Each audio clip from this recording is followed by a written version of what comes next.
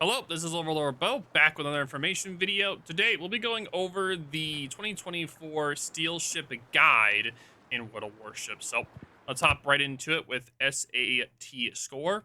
So, to start us off, let's talk about the infamous FDR. I remember back when the FDR was first added, it was pretty much the menace of the skies at the time. But I think that over time, with the Malta and the Essex being added to the game, that the FDR's glory days are way behind it. What do you think? I would honestly I would argue that it was always overrated, but we're only concerned about it right now. And yeah, she is not that strong. She will nuke battleships and stationary cruisers no problem, but her planes are so slow. And her cooldown time between strikes are similarly bad.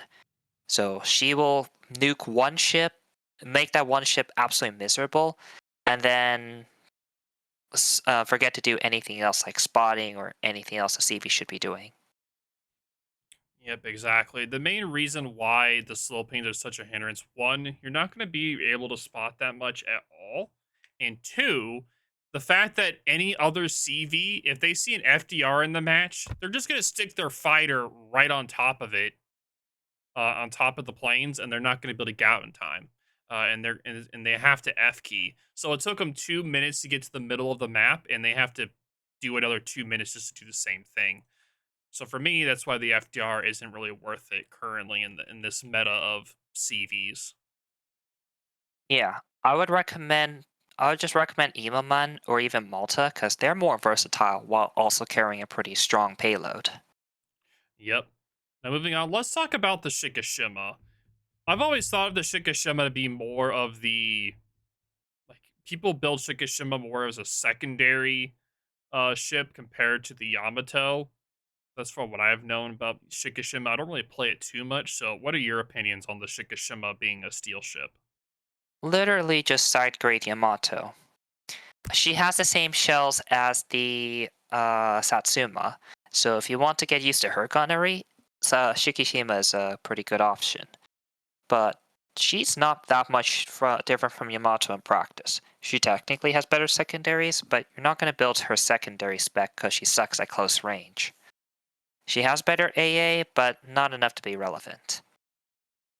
So you just do the same of nuking broadside ships and overmatching bow-in battleships or thinner battleship armor. If you like Yamato, Shikishima is solid, but for like 30,000 steel, some ridiculous amount, it's kind of a hard sell. Yeah, with this hull and then with the slow turret diverse, even though it does have improved secondaries, it's not worth it really. It's pretty much like you said, a side grade Yamato at that point. So not on the hmm highest recommendation for the Shikishima. What You about basically, yeah, just buy her if you like the 510 sounds and you don't want to spend 50, 60 million credits to get a super ship for whatever reason. That's literally it. Yep. So moving on, what about the Lauria? The Lauria is one of the newer additions to the coal ships. Lauria is a excellent battleship overall. If you absolutely hate cruisers and love SAP overmatch, Lauria will do that to 30 millimeters of armor. So cruisers will cry in the corner. Yeah, She's also fairly pretty fast. I think she was pretty stealthy as well. Let me double check. it has low concealment. Yeah, it has low concealment. hmm The only thing bad you could say is that her HP pool isn't very good. But but she has so many other good things. Like she actually even gets improved citadel repair, so it's well worth like the minor cost in HP. The other issue is the high citadel. Right at the stacks, there's two separate high sitting citadels inside of that area, which is very let's just say dev strikeable. I've dev hmm striked plenty of Lorias for giving broadside at my battleships. You can see like right here, that area right there. you aim right above there, oh yeah, yeah, around there, you're gonna potentially death strike a Lauria. Yep. But otherwise, she has pretty good armor. And if you angle, that citadel should not be a concern. Yep. So you can utilize your high speed, low concealment, get into strong positions, and then end cruisers' lives with your SAP and AP. hmm So very good ship overall. Just if you can like not get death struck broadside and not get stuck into a prolonged gunfight, then yeah, Lauria is amazing. All right, so let's talk about the Mecklenburg. Next one on the steel list. It costs 31,000 steel. What do you think of the Mecklenburg? Do you want a German ship? Do you want a German battleship that can actually hit enemies with their guns? Then get Mecklenburg. It does have one of the top. It does have one of the top sigmas in the game for battleships. It has battle cruiser dispersion. And what was the sigma again? It's above 2, right? I thought the Sigma's 1.8, but I didn't memorize it for Mecklenburg. I'll double check. Yeah, I know that the sigma's really good. If it's not 2.0, It then it's fine. It's 1.8 then. 2.05, so essentially cruiser. Yep. Yeah, cruiser dispersion with 16 guns, that's a lot. That's hmm really, really good. And you get 16 guns. But the main catch is you have 305 millimeter guns. So cruiser starts to angle, GG, your AP bounces off. Yep. And the thing is, But this any go on. broadside ship though, battleship or cruiser, even at distance, the guns being so accurate, you can do a lot of consistent damage to battleships at distance with the AP, or you can use that accuracy to get like consistent fires. hmm She is also, I mean, she's not as tanky as some other battleships, but she has battleship HP pool, so you will last for quite a while. Very accurate, very good at spamming, very good with AP onto enemies broadside, but you can switch to HE as a useful backup. Yep. And also you have close range torpedoes, typical German 6 kilometer range. I don't think I've ever used it because I keep getting blown up before I get close. Yeah, you don't really get a chance to use it. And if you get up close, those guns can get knocked out really easily. hmm Yeah. Unfortunate. And last thing to note is Mecklenburg has pretty good AA for no apparent reason. Yeah, it's actually surprising. It's one of the few German battleships that actually has really good anti-air. Also has DFAA, which is really nice. It won't stop a tier 11 or even a good tier 10 carrier, but tier 8s, yeah, go ahead and farm free AA experts as they kind of cry in the background and wonder why is a German ship destroying all of their planes. Yep. So moving on, let's talk about the Incomparable. The Incomparable was one of my favorite steel ship choices for a very long time, but its major drawback is due to its concealment, where it does have amazing concealment, but it's a glass cannon, right? Where it Mhm. has amazing firepower, but in maneuverability, it has torps as well. But due to it, if it gets spotted at all, it's essentially dead. You're going to get absolutely wrecked really quick in this ship. So it's meant to be a more of a hit and run ship, but the current matchmaking, having a lot of submarines and aircraft carriers in it, people will love just to keep you spotted because they know you're dead when you're spotted. There's nothing you can do about it. Incomparable is kind of the ultimate min-max battlecruiser concept. Yeah, she gets 508 millimeter guns, which are she only gets 6 of them, but they will overmatch almost every battleship in the game. But her defense is horrible, even after the super heal.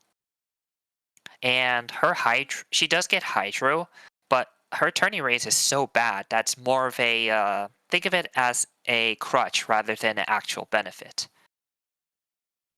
The main reason. Oh, and her range is god awful too. It's 17.4 ish or so, which is about the same as a cruiser. Yep.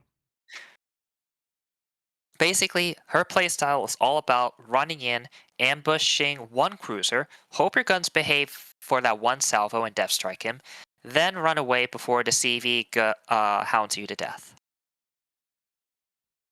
She is a she's pretty hard to play because of that, and absolutely torturous in CV matches if the CV is focusing you.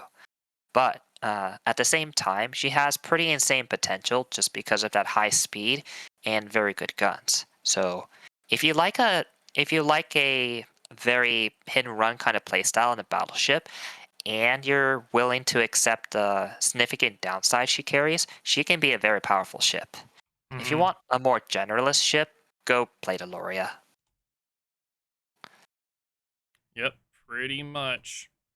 All right, moving on. Let's talk about the Komissar. The Komissar is the most recent addition to the steel ship category. It costs 30,000 steel. What do you think of the Komissar?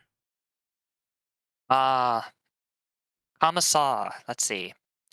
So Komissar can support her comrades with her hybrid planes. These are very similar to Nakamov's attack aircraft, but you get 6 instead of 8. Still very powerful against your typical cruiser or battleship. Her guns are also very strong. You get it reloads on the slow side at 15 seconds, but they are about as fast as the Moskva, or yeah, they're about as fast as Moskva. And those AP shells have slightly improved AP angles, so you will absolutely smash broadside cruisers. Her main downside is she will also get smashed in return. She is super easy to kill if you're not careful. And since you don't have direct control of the ship when the plane is flying, you have to be super extra careful. Or otherwise, you'll get revealed, some battleship will take a pot shot at you, boom, dead. Yeah, that is the main thing. But the guns on this thing are absolutely killer. They are extremely strong guns. And the aircraft on this thing is actually really good as well. They can do a lot of damage to targets. A lot. Yeah, it's a very glass cannon-esque kind of ship. Very good damage output, high velocity railguns that can hit just about any ship, but you also have no armor in return. So if you misplay even once, goodbye, Commissar. Yep, it is a big pain. Now, moving on, let's talk about the Bourgogne. I think the Bourgogne is to this day is still one of the top recommended steel ships to this day. It's Hmm. a lot of fun, very maneuverable, very reliant guns. Even though the guns are not super big guns, they're 380s. They're able to pin up to 25 millimeter bows. So you will have issues with cruisers or battleships that have 27 millimeters, but cruisers with 27 millimeters, 25 millimeters, you'll be able to pin them. You do get a reload booster and the engine boost, which is typical of the French. That engine boost alone makes this ship so maneuverable, where if you're losing a flank, you're able to rotate to that flank and help out.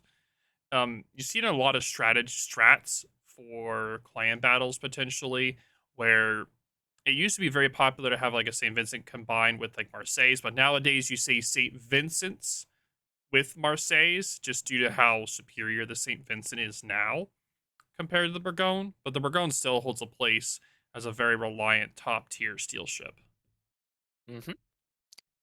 Yep. As Bo said, she's even as the first steel ship, she remains a very solid option to this day. She relies more on maneuverability and general positioning, but when you get a reload booster and you can put 2 salvos into a broadside ship, that is it doesn't matter if you can't overmatch 27 millimeters of armor. You're going to do a lot of damage to their broadside. So, and yeah, befitting of a steel ship, it also teaches you that many steel ships have a interesting quirk that you need to be taking advantage of.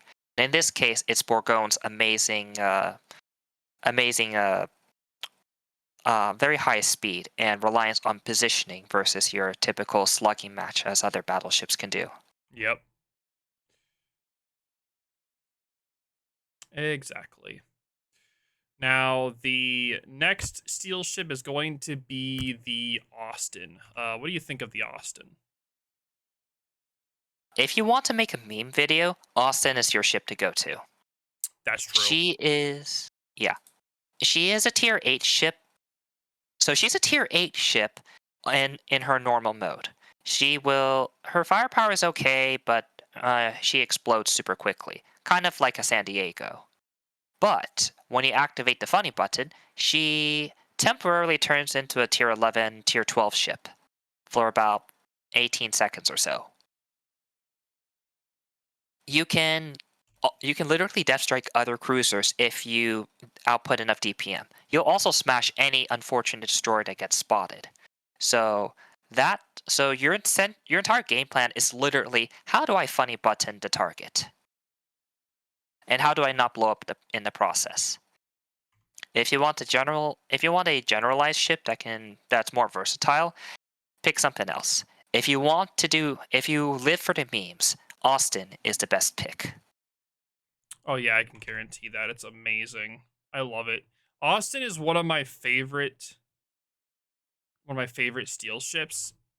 Even though it's such a hard ship to play, it's just it's so much fun to play. It's so memey. It's not a competitive ship by any means. It's just more like you're either gonna get a really good match with it or you're gonna do absolute garbage. There's no middle ground. You either do really good or you do really bad. There's no real middle ground with the ship, which is perfectly Hmm. fine. It's just when you get those really good matches, it just feels so good. It just feels amazing when you can slap a battleship for 50k. Because you can I farmed Thunderers for over 50,000 damage before at Austin. It is insane. It can farm insane Or amount of damage. Yep. Or even like a destroyer shows up at like 6 or 7 kilometers in front of yours, and and he's like, "Oh, oh no!" And you see the light flash. He sees a light flash before his eyes as his screen fills with red tracers. It is a beautiful thing for sure. Hmm. Beautiful. It just makes you want to cry just seeing it. Cry in red, white, and blue. God bless Austin. God bless America. All right, moving on. Let's talk about the Gato. We were talking about this a little bit before the video. We were talking about how the U-45 is pretty much the top dog at this point for submarines. What are your thoughts on the Gato nowadays? I think 4501 is a much better submarine. Gato still has those deadly gearing torpedoes that she can spam every minute. So set up a good position and you can still nuke battleships. It's just that she is a lot more clunkier. Her shotgun mechanic got taken away, so she can't get close to a ship without blowing up. And yeah, if and her homing torpedoes did get buffed, but it's just not as good as the 4501. If you get caught, it's much harder for you to escape compared to other submarines. So, Gato, I mean, she can still be used, and she's definitely still has strong torpedoes, but overall, 4501 is just superior. Yep, exactly. Yeah, unfortunately, I have to agree with you. The Gato before the shotgun changes was one of the top dog of submarines.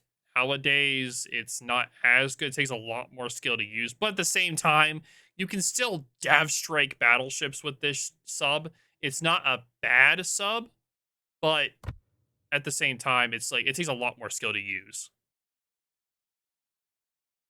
It's just the U-45 is such a superior submarine until they nerf how fast it can go underwater. That's the main reason why the U-45 is so good. If they nerfed that speed, the U-45 would not be as good as all. The main strength of the Gato is those dev strikeable torps and its fast speed at surface and periscope. Um, but yeah, that's it for the Gato. Now, what about the Stalingrad? What is your view on the Stalingrad? Stalingrad, also one of the oldest steel ships. I think she actually precedes Bourgogne now that I think about it. So Stalingrad used to be, yeah, used to be amazing. Now I think she's just average to solid. She has battle cruiser. She has 2.65 sigma on her guns. And her 305s hit extremely hard. If there's any ship that shows broadside, be it battleship or cruiser, she will punish them. No questions asked. She also have 12-kilometer radar, so she can also lock down a cap or anything nearby to fight destroyers. However, she's a pretty tall target, pretty also have negative concealment, so you have to be kind of careful in how you position her. But otherwise, she's still a pretty good ship that holds up even today, even if Hmm. she isn't the best anymore. Yep. Now, moving on, let's talk about the Z42. The Z42 is how would you describe the Z42 nowadays? I wouldn't really say it's a competitive ship. I find it more as a good random slash ranked ship nowadays. What are your thoughts on it? Uh, Z42 is the gunboat version of Z52. She has smaller guns, but it actually works to her advantage. Her AP will absolutely shred broadside destroyers. Her smoke, she gets a Royal Navy smoke instead of the typical German smoke, which is a net benefit.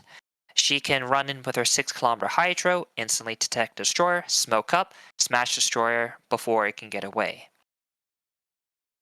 And the main problem with her is that, I mean, she also has slight downgrades from Z52, like her torpedoes have slightly less range, and her HE shells only pen 26 instead of 32. Hmm. But these are just, she loses a little bit of everything for a big boost against other destroyers, which I think is worth it. The problem is she's still a German destroyer at heart. So why would you take she's super expensive. Just play Z52 if you want to play German destroyer. Z42 can be fun, but it's her playstyle is pretty similar, so you're not if you're looking for something unique, she's not really that good of a choice. Yeah, unfortunately. I still find the ship to be good, but putting it in the realm of other steel ships, I have to agree with you on what you just. I have to agree with you on that one. Now, moving on, Yeah, let's talk about. Oh, sorry. Keep going. nope, I was done. Oh, okay. So, moving on, let's talk about. We only have three ships left. Let's talk about the Ragnar. All right. The Mm-hmm. Ragnar is inherently underpowered. It totally needs a buff, 100%, dude. Okay. 100%. Jokes aside from the inherently underpowered meme, the Ragnar is one of the strongest steel ships on this list. It's one of the top. It has a amazing heal, large HP pool, amazing guns. It has amazing armor as well. It doesn't have torpedoes, but it makes up for it for its amazing 152 millimeter guns. These guns are literal Accurate. monsters. They are fantastic at setting fires. They're super accurate, hard hitting guns, both AP and HE. Very strong and competitive. We've seen Ragnar single handedly carry COT matches, like King of the Sea turning matches, due to just how potent these things are. The DPM they have is extremely high. Overall, just a massive W. Like this ship is just so good in the current meta. It can be both played as a DD hunter and a farmer, like a farming machine. It has a 7.5 kilometer radar, which is the same as its concealment, because it has a 7.5 kilometer concealment. So pretty much the moment you're spotted, you just pop the radar, and there you go. You can see what's radaring you. And Mm-hmm. yeah, even its main downside is it doesn't have smoke, and it's massive. So if you're not careful, you're going to get absolutely decimated. But again, you have a large HP pool, and you have a repair party that helps make up whatever damage you take. If you have the signal, like the HP signal flag, you can heal up to like 15k damage, because you get like 3 total heals if you build into it. So you get like 15k heal back from the damage you take. So you have like, I think potentially like 45 something k health, I think something around there. You get like you have a large health pool to play with on this ship in total when you include those heals. It's just ridiculous. It's just ridiculous. Yep. It's one of the strongest steel ships that's available. But of course you have to be careful. She's not invincible. Once her speed boost is down, she maneuvers like a brick. And she's also very large for a brick, so she's easy to hit. So you can't mindlessly just take fights and expect to win. You have to be careful with when your consumables are down. Yep. But when played properly, Ragnar will demolish everything. It's just that, of course, if you don't play her, if you play her at a disadvantage, she will definitely feel inherently underpowered. Yep. That is why the meme of the inherently underpowered thing is a thing. That is where the meme came hmm from. But yeah, she'll probably be one of the best ships that. She'll be definitely one of the strongest steel ships you can get. So if you like destroyer gameplay or absolutely hate other destroyers, get Ragnar. Yeah, Ragnar is one of the ships that I fear fighting when I'm in a Marceau. Because if I let the Ragnar get away from me, it wins. But if I am close to the Ragnar, I'll win. In a hmm Marceau. Like the main thing about the Ragnar is it's really good against all DD types at a distance because its guns are so accurate. Close up, a lot of the DDs like Marceau are going to be able to outbeat it because of how um like their guns are going to hit more because they're not as accurate, right? So they have to get closer to be more accurate. The Ragnar guns are so accurate that its main win is being at a distance. So hmm so you're able to win a lot of your gunfights by just simply going away from the enemy, which is normally a downside for most DDs. Like most of the DDs, their gunfights are around 7 kilometers in. This thing can fight DDs at 10 kilometers, 9 kilometers, and be perfectly fine. No issues. The guns are just insane. But anyway, time to stop milking the cow of the Ragnar. Let's move over to the Plymouth, the last tier 10. What do you think of the Plymouth? I used to not be a big fan of the Plymouth when compared to other steel ships. I think it's a good jack of all trade cruiser. I don't think it's overly competitive, but I do think it's a good ship in randoms. But what are your thoughts? She's more of a jack of all trades version of Minotaur. She actually tends to be underrated as a steel ship, but that's more because she focuses on utility rather than damage output. So if you like smashing destroyers with your radar and then smoking up to not die in the process, then Plymouth is really good. The issue with her is that larger ships just angle and boom, your DPM, you start healing them. So she's more of like a support ship than a damage dealing ship, which is fine. But honestly, for steel ships, you probably want something more exciting than a Plymouth. For sure. Now, moving on to the final ship on the list is the Vallejo. I know a lot of people aren't the biggest fan of the Vallejo. It does have a enhanced credit and income because of it being a tier 9. But what is your personal opinion of the Vallejo? There's nothing wrong with the ship, um, strictly speaking. She's essentially a tier 9 with she's a tier 9 Wooster with Russian light cruiser ballistics. Not Not like the Nevsky ones, but more of like the mid-tier Russian ballistics, which are pretty solid for a light cruiser. So that allows her to put her DPM to great use. She also gets a spotter plane, which is kind of funny. So she excels as a damage farmer, but the main reason she doesn't get as much attention is because she's a steel ship, not a coal ship. And if you're going to get a steel ship, why would you get a tier 9 when you can get a tier 10? Yeah, exactly. Then that's why a lot of people aren't a big fan of Vallejos because of that thing, right? Why would you get a tier 9 steel ship when you can just get a tier 10 steel ship, right? Mm-hmm. I do think that the Vallejo is a really fun ship. And if you just are going to, let's just, you just have a shit ton of steel lying around and you aren't interested in anything else, then I would say just go for it. Get it. That spotter plane gimmick on it is amazingly good at long distance farming. And it's also a great credit farmer as well for that reason. But it's only for people that are able to have a large access to steel, pretty much veterans of the game. For a newer player or a medium steel ship collector that has a few ships under their belt, it's definitely not worth it. It's only for the veterans of this game at this point, or the whales. Yeah, I would also.